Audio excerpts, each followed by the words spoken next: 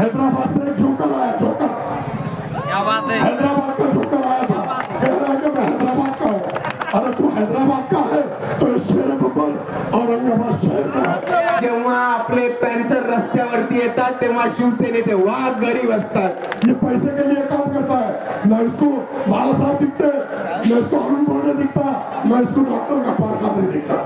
इसने डॉक्टर गफ्फार खादरी का भी टिकट काट दिया, इसने समीर साजे बिल्डर का भी टिकट काटने का काम किया। मजलिस की कार्यकर्ताओं के लिए मैं ये दुआ करता हूँ कि उनके उम्मीदवार चुन के आ जाए, क्योंकि वो चुन के नहीं आए तो उन्होंने आपके नगर सेवक की भी सीटा खाने वाले. अगर मेरी नीयत में खोट है, अगर मेरी नीयत में खोट है तो अल्लाह ताला मुझे कभी चुना कर नहीं देगा, और अगर मेरी नीयत में खोट नहीं है तो मैं चुन पाऊंगा। तो मैंने प्रेस में भी कहा तेरी नीयत में खोट थी, तूने बाला साहब को धोखा दिया, तूने मुस्लिम समाज को धोखा दिया, तूने अनेक समाज को धोखा दिया, इसलिए तेरे को अल्लाह ताला ने गिराया, अफसर खान ने नहीं गिराया, बाला साहब ने नहीं गिराया, तेरे को गिराने का काम अल्लाह ताला ने किया। औरंगजेब के मजार पे जाने के लिए कोई तैयार नहीं था. बाला साहब अम्बेडकर गए, औरंगजेब की मजार पे फूलों की चद्दर चढ़ाई, और जो मुसलमान नौजवानों को अटक हो रहा था, अरेस्ट हो रहा था, वो उधर ही रुक गया. तो फिर से इसको पत्रकार बनाने का काम आपको हमको मिलकर करना पड़ेगा। मला माहिती आहे वेळ झालेली आहे, पण इकडे जर इलेक्शन कमिशनचं कोण असेल तर त्यांना माझी विनंती आहे, बोलतोय मी, माईक माझ्या हातात आहे, केस लावायचे तर माझ्यावर टाका. भगवान गौतम बुद्ध, बाबा साहेब अम्बेडकर और सभी महापुरुषों को अभिवादन करके सर्वन्न माता, जय भीम, आदाब, सलाम। आप लोगों को मैं बताता चलूं कि हमारे नेता आदरणीय बाबा साहब अम्बेडकर, इनको एंजियोप्लास्टी हुई है, और हमारे नेता एक ऐसा नेता है कि जो 5-6 दिन में, अब 10 तारीख को औरंगाबाद शहर में वो सभा ले रहे हैं आमखास में। मैं आप लोगों से विनती करता हूं कि बाबा साहब को सुनने के लिए आमखास में भी आप लोग आए। दूसरी बात मैं आपको बताता चलूं कि उनके लिए अनेक जगहों पे दुआएं हुई। मैंने भी खुदाबाद शरीफ में जाके दरगाह में उनके लिए दुआएं की है, मेरी पूरी टीम ने की है। आदरणीय बाला साहब का मैं बहुत शुक्रगुजार हूँ कि उन्होंने मुझे खासदार की टिकट दी, और उसके बाद मुझ पर पूरा भरोसा करके आमदार की टिकट दी। और मैं आप लोगों को ये बता दूं कि मैं पिछले 25 साल से औरंगाबाद शहर में कारपोरेटर हूँ, और 25 साल से अलग अलग वार्डों से मैं चुनकर आता हूँ, जिसमें से मेरी शुरुआत पूरे दलित समाज भीमनगर से मेरी शुरुआत हुई। मैं भीमनगर से पहली बार चुनकर आया, और भीमनगर में शमशान भूमि पिछले 25-30 साल से भीमनगर में शमशान भूमि नहीं थी। तो मुझे जैसे मैं चुनकर आया, सभी मेरे माताएं बहनों ने बोली कि हमको यहाँ से पड़ेगा जाना पड़ता है अगर किसी की मैयत होती है तो। हमारे कमिश्नर भोगे साहब थे, मैं उनके पास जाकर बैठा और मैं बोला, भोगे साहब, अल्लाह ना करे, भगवान ना करे, ईश्वर ना करे कि मेरे वार्ड में अगर अब किसी की मैयत होती है तो मैं कारपोरेशन के गेट पे लाके अग्नि दूंगा। और वो परेशान हो गए, बोले ऐसा कैसे, आप जगह बताओ, मैं शमशान भूमि बना कर देता हूँ। मैं बोला वो काम मेरा नहीं है, मैं समस्या क्या है मेरे वार्ड की, मेरे लोगों की, भीमनगर की, मैं आप लोगों को बता सकता हूँ। तो मैंने जैसे ही बोला, और मैंने भोगे साहब मैं लाके यहाँ पर ही चिता जलाऊंगा, तो मैंने सारे कलेक्टर के लोगों को बुलाकर जगह के इंस्पेक्शन किया, और जो कलेक्टर की जगह थी उसमें से शमशान भूमि बनाने का काम मैंने भीमनगर में किया। और आज भीमनगर के किसी भी व्यक्ति को, नौजवान साथी को, बुजुर्गों को, मेरी माताओं को पूछ लो कि मैंने भीमनगर में करोड़ों रुपए का काम किया। मैं जब काम करता हूँ तो मुस्लिम समाज और दलित समाज के जनता की छोट पर काम करता हूँ। तो ये दो समाज एक अगर हो जाते हैं तो आपकी अगर दुआ, आपका अगर साथ रहा तो ये अफसर खान चुन के नहीं आएगा, ये बाला साहब अम्बेडकर चुन के आएंगे। बाला साहब अम्बेडकर की ताकत, बाला साहब अम्बेडकर की अगर आप लोगों को ताकत बढ़ाना है तो मैं बाबा साहब अम्बेडकर का सिपाही हूँ, मैं एक कार्यकर्ता हूँ और आप लोग अगर मुझे चुनकर देते हैं तो मैं विधान भवन में जाके जो हमारे समाज पे जुल्म हो रहा है, जो हमारी माँ बहनों पे जुल्म हो रहा है, जो मुस्लिम समाज पे जुल्म हो रहा, अन्याय अत्याचार हो रहा, दलित समाज के हमारी बेटियों पे जो जुल्म अन्याय अत्याचार हो रहा, तो सेना की सरकार रहो या बीजेपी की सरकार रहो या महाविकास आघाड़ी की सरकार रहो, आप लोगों से मैं वादा करता हूँ कि उस सरकार को चलने नहीं दूंगा जब तक अन्याय अत्याचार रोकूंगा नहीं, उस सरकार को चलने नहीं दूंगा। चाहे स्पीकर को जब तक कि हमारी समझ से हल नहीं होती, जब तक कि हमारे प्रॉब्लम सॉल्व नहीं होते। अफसर खान पिछले 25 साल से सेना और बीजेपी से कारपोरेशन में गरज रहा और लड़ रहा है। आप लोगों के लिए एक बार एक मौका दो और उसके बाद देखो बाला साहब के अगर 10 से 12 सीट आमदार की चुन के आ जाती है तो सत्ता बनाने की चाबी हमारे बाला साहब के हाथ में रहेंगी। बाला साहब के हाथ हमको और आपको मिलकर मजबूत करना है और इस 12 से 15 आमदार हम सबको चुनकर देना है, क्योंकि बाला साहब एक ऐसा व्यक्ति है, एक ऐसा इंसान है जो सब समाज को साथ लेके चलता है। SC ST OBC मुस्लिम समाज।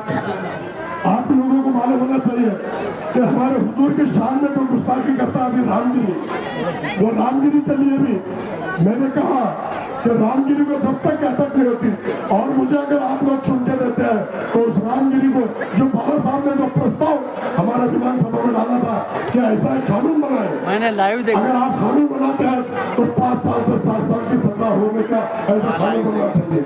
लेकिन बाबा साहब का वो उन्होंने कानून रिजेक्ट किया। लेकिन आप लोग मुझे चुनकर देते हैं तो मैं वो कानून जब तक के पास नहीं होता स्पीकर को कुर्सी पर बैठने दूंगा, उसको खींचने की ताकत में रखता हूँ। बाबा साहब का जो सपना है, कानून पास कराने का जो सपना है, वो सपना आपके माध्यम से आप लोग अगर ताकत देते होंगे तो हिम्मत बहुत है, हिम्मत बहुत है, ताकत आप लोगों की चाहिए। मैं फंड लाना विकास के काम को मैं बहुत करता हूँ।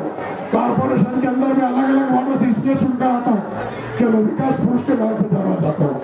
और आप लोगों को बता दूं कि जो 2019 में मुस्लिम और दलित समाज और बौद्ध समाज पूरा बाला साहब के बोलने पर एक जगह आके वो शक्ति कपूर जो धोखेबाज है उसको चुन कर दिया इतिहास को। मैं आप लोगों को बता दूं असद अवैसी ने ऐसा गोद में उठाकर बोला था कि हमारे बड़े भाई है प्रकाश अम्बेडकर साहब को हम CM बनाना चाहते हैं, प्रकाश अम्बेडकर साहब को हम CM बनाएंगे। वही इम्तियाज ने भी कहा था, खासदार चुनकर आ गया, आप सबके वोट ले लिया, हमारे सबके वोट ले लिया और गद्दारी किया। गद्दारी क्या किया? जब महाराष्ट्र के इलेक्शन आ रहे थे तो उसने यूपी तोड़ दिया। यूपी तोड़ने का कारण मैं आप लोगों को बताता हूँ कि यूपी तोड़ने का कारण बीजेपी से 50 करोड़ लेके उनको बड़ा भाई दिखा ना छोटा भाई दिखा, 50 करोड़ रुपए लेके उन्होंने बाला साहब के पीठ में खंजर घुमाने का काम किया। तो आप लोगों को सबको वो बदला लेना है, हम सब मिलकर उससे बदला लेंगे और उसको उसकी जगह बताने का काम आपको हमको मिलकर करना पड़ेगा। अभी कल हैदराबाद से जोकर आया, जोकर क्या बात है, हैदराबाद का जोकर आया था, कह रहा है कि मैं हैदराबाद का हूँ। अरे तू हैदराबाद का है तो ये शेर बब्बर औरंगाबाद शहर का है, ये शेर बब्बर औरंगाबाद शहर का है। अफसर खान जब लोगों की सेवा करता है, लोगों का काम करता है तो ये नहीं देखता कि ये वो समाज का है या वो समाज का है। अफसर खान के पास में कोई भी प्रॉब्लम आता है तो उसको सॉल्व करने की क्षमता और ताकत अफसर खान में है और अफसर खान करके देता है। आप लोगों को मैं बता दूं कि जोकर आया और जोकर आके चला गया। इन लोग जज्बात से खेलते हैं, जज्बात के बाद भाषण करते हैं और मुसलमानों को उकसाते हैं और फायदा किसको पहुंचाते हैं? तो बीजेपी को।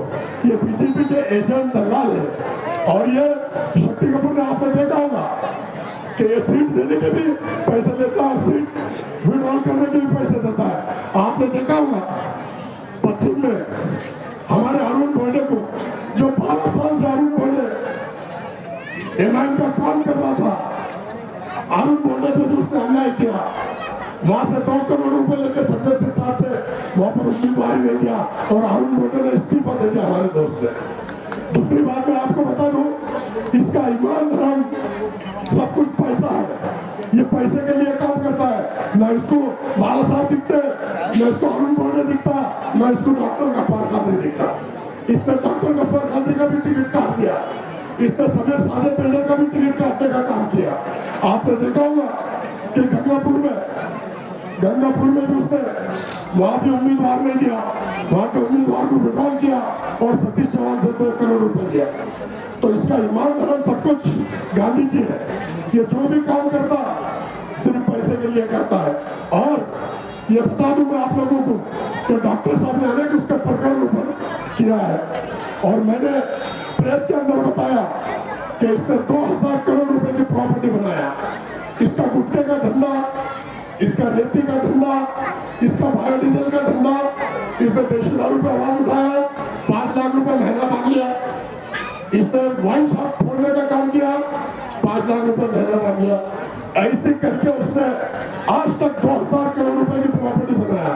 2000 करोड़ रुपए की प्रॉपर्टी बनाने के बाद वो किसी को गिनने का काम नहीं करता। एक पत्रकार था, वो सिर्फ 6000 रुपए की नौकरी करता था। पहली बार जब मैं विरोधी पक्ष नेता बना तो आप लोगों को मालूम है कि 6000 की नौकरी करता था। 6000 की नौकरी करने वाले को आज वो बोलते हैं नए फकीर को भीख की जल्दी। तो ये नया फकीर है, जैसा बोलते हैं हल्के को हवालदारी दी है तो किस तरह विवाद करता है। आपको मालूम होना चाहिए, गंजे को नाखून दिए तो खुदा के लाल करता है, उस तरह का ये शक्ति कपूर है। और ये शक्ति कपूर गिरा हुआ खासदार, ये दिल कटकट गेट के ऊपर बोल रहा खासदार के टाइम कटकट बोल रहा कि अगर मेरी नीयत में खोट है, अगर मेरी नीयत में खोट है तो अल्लाह ताला मुझे कभी छुपा कर नहीं देगा, और अगर मेरी नीयत में खोट नहीं है तो मैं छुप जाऊंगा। तो मैंने प्रेस में भी कहा तेरी नीयत में खोट थी, तूने बाला साहब को धोखा दिया, तूने मुस्लिम समाज को धोखा दिया, तूने अनेक समाज को धोखा दिया, इसलिए तेरे को अल्लाह ताला ने गिराया, अफसर खान ने नहीं गिराया, बाला साहब ने नहीं गिराया, तेरे को गिराने का काम अल्लाह ताला ने किया। और तू खुद अपने मुंह से बोल रहा है कि मैं कभी जीत के नहीं आऊंगा। अब तो आमदार में खड़ा है तो अल्लाह के फजल करम से आप लोगों ने बता देना कि वो तीसरे नंबर पर जाएगा। बीजेपी अतुल साहब और अफसर खान में लड़ाई होगी, दलित समाज मेरे साथ है, बौद्ध समाज मेरे साथ है, बाला साहब अम्बेडकर मेरे साथ है, सुजात दादा मेरे साथ है और सभी बच्चे बहुजन अघाड़ी की टीम मेरे साथ है। तो जीत यकीनन हमारी होगी, बाला साहब की होगी। मैं आप लोगों को बता दूं कि सुजात दादा बस 2 से 3 मिनट में यहाँ पहुंचेंगे। और ये बोल रहा है कि समीर को टिकट नहीं दिया तो समीर नाराज हो गया। समीर को हमारे जितने भी विरोधी है उन्होंने कॉल की, अरे शक्ति कपूर गिरे में फंसता है, तू ये मालूम कर, पता कर कि मेरा बच्चा अशरफ है। उसके पास समीर ने फोन किया, उसके पास क्या है पटेल का नाम, मुंशी पटेल मेरे बेटे के पास आके बोला क्या अशरफ भाई बॉस को बोलकर बाला साहब को 20 लाख रुपए डोनेशन देता हूँ, मेरे को टिकट दिलाओ। और ये शक्ति कपूर बोला कि मेरे विरोधी जितने भी हैं वो समीर को बोले कि हमारी पार्टी में आ जा, वो समीर को बोले हमारी पार्टी में आ जा। अरे शक्ति कपूर तू 20 लाख की लालच किसको दे रहा? बाला साहब अम्बेडकर को। बाला साहब अम्बेडकर को अगर पैसे से प्यार होता, सत्ता से प्यार होता तो बाला साहब कब के मुख्यमंत्री और मिनिस्टर बन जाते थे। बाला साहब को अपने समाज से प्यार है, अपने लोगों से प्यार है, अपने समाज के लिए बाला साहब करते हैं। और 20 लाख रुपए को बाला साहब ने ठोकर मारे और अफसर खान को फिर एक बार भरोसा करके आप लोगों के सामने आमदार की टिकट दी है। और मैं आप लोगों के सामने बाला साहब का सिपाही, सच्चा सिपाही बन के लड़ रहा हूँ और मुझे कामयाब बनाने की कोशिश कीजिए। और आप लोगों को मैं दूसरी बात बता दूं, जो अकबर और ऐसे आया था जोकर बोलता है, उसको जोकर तरह की बातें करता है, लोगों में जज्बात लाता है, लोगों को उत्साहता है, लेकिन हम लोग समझ गए। औरंगाबाद शहर के अंदर 10 साल के बाद वो आया और 2014 में जब आया था तो बोलता था कि अगर यहाँ दंगल हुई तो मैं 4 घंटे में आऊंगा। और अब बोल रहा है कि औरंगाबाद औरंगाबाद से मेरा रिश्ता है, औरंगाबाद से अगर तुम दोनों आमदार चुन के देते हैं तो मैं आता जाता रहूंगा। और तुम कितने झूठे हैं, ये कितने मकार है, कितने गद्दार है ये लोग बोल रहे कि आते जाता रहूंगा। जब चुन के आ गए 2014 में, तो उसके बाद सीधे 10 साल के बाद वो आया, 10 साल के बाद वो आया, और इसके बाद वो बोल रहा है कि मैं आता जाता रहूंगा। अरे तू 10 साल के बाद आया तो कब आएगा? तो लोगों को गोल गोल घुमाते हैं, तो लोगों को एक बार बेवकूफ बनाएंगे, 2 बार बेवकूफ बनाएंगे, 3 बार बेवकूफ बनाएंगे, बार बार बेवकूफ बनाने वाले नहीं, और लोग तो वहां झांसे में आने वाले नहीं। मैं चैलेंज से बोलता हूँ कि उनकी मध्य की भी सीट गिर रही है और पूर्वों की भी सीट गिर रही है। इसलिए गिर रही है कि झूठे मक्कार गद्दार दलाल, और अभी डॉक्टर गफ्फार खान ने उसको एक नाम दिया, चीटर। तो सच्ची मुच ये चीटर है, चीटर। ये चीटिंग करता है, महासाब से चीटिंग की, दलित समाज से चीटिंग की, बुद्ध समाज से चीटिंग की, मुस्लिम समाज से चीटिंग की। तो ये चीटर को आपको और हमको मिलके उसकी जगह बताने का काम करना पड़ेगा। और मैं समझता हूँ कि हम और आप मिलके उसको उसकी जगह बताएंगे। आने वाली 20 तारीख को आप लोगों को सबको सवेरे उठना है। 20 तारीख को 4 नंबर का बटन दबाकर भारी एक्सरस से मुझे नहीं, भाड़ा साहब को कामयाब करना है। और भाड़ा साहब जब कामयाब हो जाएंगे महाराष्ट्र के अंदर, तो ये अफसर खान उनका सिपाही बनकर सेना और बीजेपी का ऐसा पूरा विधान भवन हिलाने का काम करेगा और हिला के रहेगा, ऐसा मैं कहता हूँ। अदबन आप लोगों से गुजारिश करता हूँ, आप लोगों से रिक्वेस्ट करता हूँ, विनती करता हूँ कि आने वाली 20 तारीख को निशानी गैस सिलेंडर पे बटन दबा के भारी अक्षर से कामयाब कीजिए। दूसरी बात मैं आपको बता दूं कि पिछले 10 साल से ये शक्ति कपूर आमदार बन गया, खासदार बन गया, प्रदेश अध्यक्ष बन गया, पोल्यूशन बोर्ड का मेंबर बन गया, और आमदार जीत गया, खासदार जीत गया, फिर खासदार ले लिया टिकट, खासदार टिकट लेने के बाद फिर खासदार गिर गया। ये सब मेरे को जो बोलता, पोल्यूशन बोर्ड मेरे को दो, प्रदेश अध्यक्ष मेरे को दो, आमदार मेरे को दो, खासदार मेरे को दो, और जो लोग पिछले 10-12 साल से काम कर रहे हैं उनका टिकट काटने का इसने काम किया। उसने उधर से समीर सचेत बिल्डर का टिकट काटा और इधर से डॉक्टर का टिकट काटा और पश्चिम में अरुण बोलने का टिकट काटा। तो ये सिर्फ अपना फायदा देखता है, अपने फायदे के लिए लोगों को सुनी पे चढ़ा देता है। ये सिर्फ गाजर का हलवा ये खाऊंगा बोलता, गाजर का हलवा सिर्फ ये खाएगा, दूध पे की मलाई ये खाएगा, और जितने भी कार्यकर्ता है 10-12 साल से उनको चटाई बिछाने का काम करने लगाएगा, शतरंजा उठाने का काम करने लगाएगा, और कुर्सी उठाने और बिछाने का काम करने लगाएगा। क्योंकि ये खुद बोलता कि कांग्रेस, राष्ट्रवादी कांग्रेस पार्टी सिर्फ कुर्सी उठाने का काम करने लगाती है, सिर्फ चटाया बिछाने का काम करने लगाती है। तो ये भी तो सब जगह जाके ये ऐसे बताता है कि जैसे कि मैं हूं तो कोई नहीं, लेकिन मैं आप लोगों को बता दूं कि इसको इसकी जगह बताने का काम आपको हमको सबको मिलकर करना पड़ेगा। और मैं समझता हूं कि आप और हम ऐसे गद्दार को, ऐसे धोखेबाज को, ऐसे चीटर को हम और तुम मिलकर उसकी जगह बताने का काम करेंगे। और ये जब गिरेगा तो मैं समझता हूं कि फिर से इसको पत्रकार बनाने का काम आपको हमको मिलकर करना पड़ेगा। और ये पत्रकार बन के रहेगा, इसको पत्रकार, क्योंकि धोखेबाज ने बाला साहब को धोखा दिया, दलित समाज को धोखा दिया, बुद्ध समाज को धोखा दिया, अनेक समाजों को धोखा देकर सिर्फ अपना घर बना, लंदन में प्रॉपर्टी किया, दुबई में प्रॉपर्टी किया, कश्मीर में प्रॉपर्टी किया, बॉम्बे में प्रॉपर्टी किया, पुणे में प्रॉपर्टी किया, अनेक जगहों पे प्रॉपर्टी करने का काम इसने किया। इसने न किसी कार्यकर्ताओं की तरफ देखा, न किसी समाज की तरफ देखा। इसने अनेक प्रकरण करके, अनेक आवाज उठा के सिर्फ अपना घर भरने का काम किया। और मैं आप लोगों को बता दूं कि ये इसको अगर इसकी जगह नहीं बताए तो कई लोगों को ये धोखा देगा, कई लोगों को ये खपाने का काम करेगा। ये सब लोगों को धोखा देता है। अब इस बार अतुल सावे को अगर कोई हरा सकता है, जीत सकता है, 10 साल से अतुल सावे छुप के आ रहा है।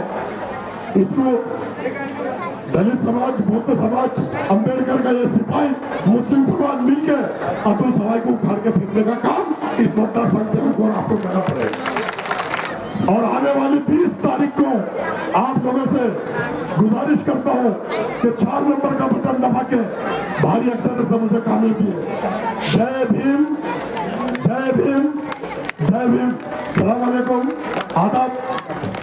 वंचित बहुजन आघाडीचा, वंचित बहुजन आघाडीचा, डॉक्टर बाबासाहेब आंबेडकरांचा, बाळासाहेब आंबेडकर तुम आगे पढ़ो,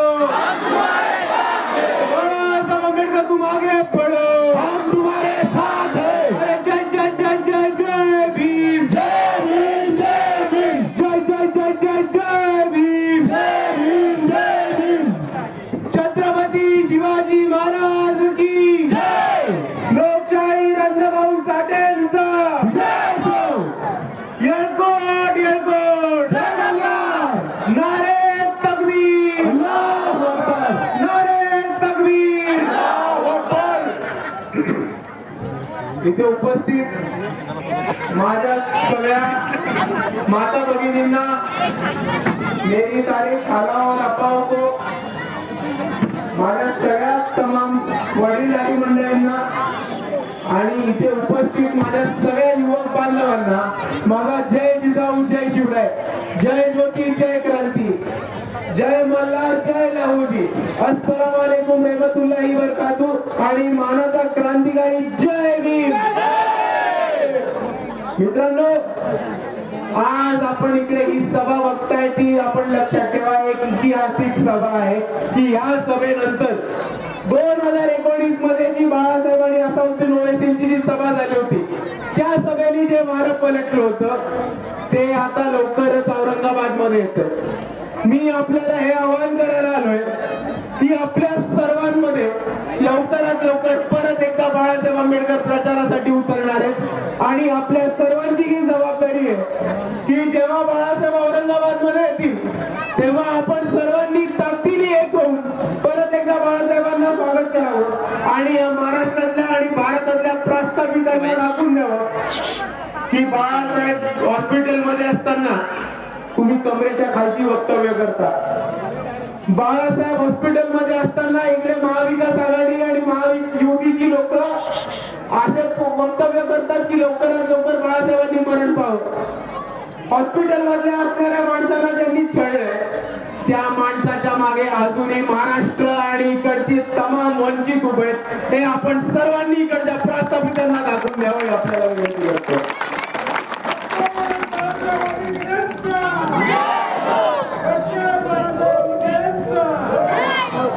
दुसऱ्या बाजूला मला आपल्याला सर्वांना एक महत्वाची विनंती करायची की आपली जी येणारी निवडणूक आहे ही निवडणूक अतिशय महत्वाची। ही निवडणूक आपली आरक्षण वाचवण्याची निवडणूक आहे, कारण आपण सर्वांनी एका बाजूला बघितलंय की एका बाजूला महायुती आहे। महायुती आपलं आरक्षण संपवायचा प्रयत्न करते आणि आरक्षणामध्ये खिळा घालायचा प्रयत्न करते।